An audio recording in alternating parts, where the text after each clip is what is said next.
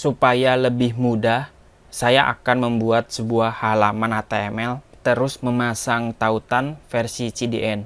Kita akan coba mengenal sedikit penggunaan Vuex yang sangat sederhana. Untuk itu kita buatkan folder baru.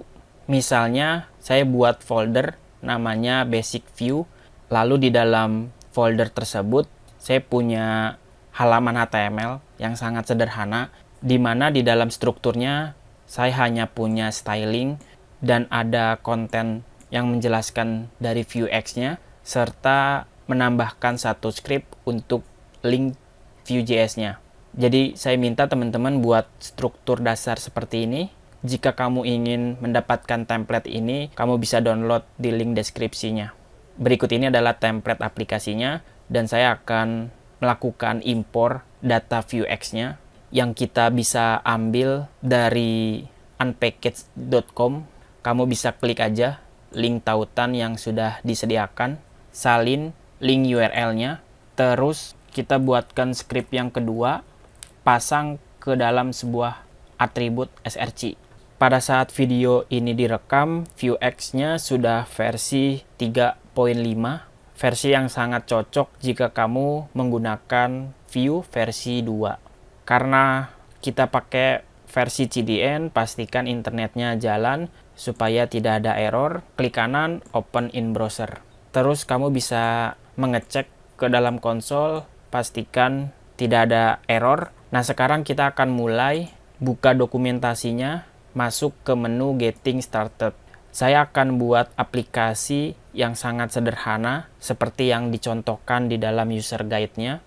Di sini saya akan menjelaskan satu persatu bagaimana cara mengimplementasikan Vuex. Seperti yang ada di contoh, kita harus mendaftarkan Vuex Store di dalam aplikasinya. Kurang lebih sintaknya seperti ini. Tapi pastikan kita juga harus buat objek view-nya. Seperti biasa, untuk pengguna Vue.js, kita buat script yang ketiga untuk menjalankan new app dari view-nya. Lakukan instant object dan kita pasang property L untuk mereferensikan sebuah wadah dari komponennya. Di dalam aplikasinya kita juga bisa punya data. Datanya title, judulnya Vuex. Sekarang kamu bisa menampilkan data tersebut seperti aplikasi Vue.js pada umumnya. Hasilnya tetap sama, tapi ketika kita ganti judulnya menjadi Vue.js, maka judulnya sudah berubah. Tentu datanya bisa lebih dari satu. Misalnya data yang kedua namanya count, tipe datanya bisa berupa string atau angka. Intinya kamu bisa buat data dengan berbagai jenis. Tentu yang kita lakukan di sini adalah konsep dasar dari Vue.js-nya. Pastikan kamu juga sudah mengenal sintak-sintak dari Vue.js-nya supaya ketika kamu belajar Vuex, kamu lebih mudah memahami cara kerja dari Vuex-nya. Seperti yang sudah saya bilang, ketika kamu ingin menggunakan state management seperti Vuex, maka konsep aplikasinya akan berubah. Jika kamu buka dokumentasinya lagi, kamu harus mendeklarasikan sebuah data di dalam ruang lingkup Vuex Store-nya. Data di dalam store kita sebut sebagai state. State yang pertama ada nilai count, isinya dimulai dari angka 0.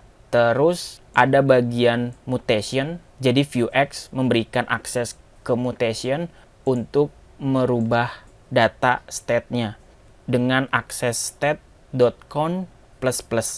Sintak yang kita lihat ini adalah sintak dari Vuex versi 3 untuk Vue 2. Sedangkan Vue 3 pakai Vuex 4, sintak penulisannya seperti ini. Pada dasarnya konsepnya sama, kita harus mendeklarasikan sebuah store untuk mendaftarkan state, mutation, dan ada action. Tentu tergantung aplikasinya. Tapi yang jelas karena kita menggunakan Vue 2, kita harus daftarkan Vuex Store dengan melakukan instant object. Bagaimana kalau kita mulai membuat scriptnya untuk memulai mengintegrasikan basic Vue Store-nya Langkah pertama, kita sediakan dulu instant object dari Vuex dengan menuliskan keyword new Vuex.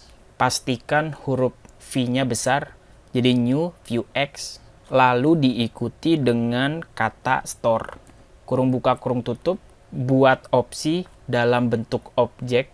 Isi objeknya itu terdiri dari state, action, mutation, dan kamu juga bisa mendaftarkan setter getter sesuai dengan konsep dari aplikasinya.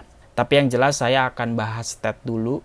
Intinya nanti ada nilai-nilai objeknya. Isi objeknya itu terdiri dari state, mutation. Kamu bisa daftarkan satu persatu, pisahkan dengan koma. Terus kamu juga bisa mendaftarkan sebuah action. Kurang lebih seperti ini. Jadi pada kasus ini saya hanya menyimpan sebuah state namanya count.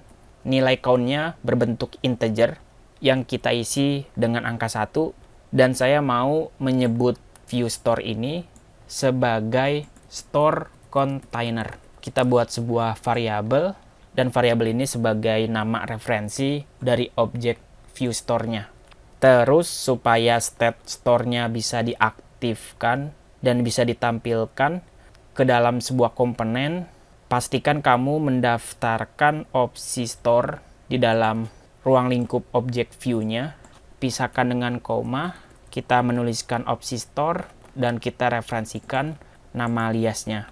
Jika kamu menggunakan sintak ES6, kamu juga bisa menggunakan notasi singkat dalam menuliskan properti dari setiap objeknya. Tapi syaratnya kata kunci harus sama dengan value-nya. Saya bisa tuliskan di satu nama, jadi nama key-nya dan nama referensi value-nya adalah store, dan kita bisa singkat di satu nama seperti ini. Jadi nama ini sebenarnya bebas sesuai dengan nama yang kita berikan, dan kalau namanya kebetulan sama, kita bisa tulis singkat seperti ini. Setelah kita berhasil mendaftarkan store dari Vuex-nya dan mengaktifkan ke ruang lingkup view, maka kamu sudah bisa mengakses data state-nya. Untuk mengakses ke dalam sebuah template komponen, biasanya kan kamu buat datanya di sini, terus pakai notasi kurung kurawal, cetak data title-nya,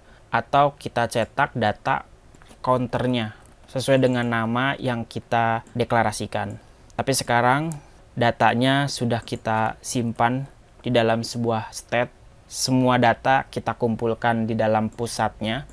Nanti pusat data dari store ini kita bagikan ke berbagai komponen yang ada.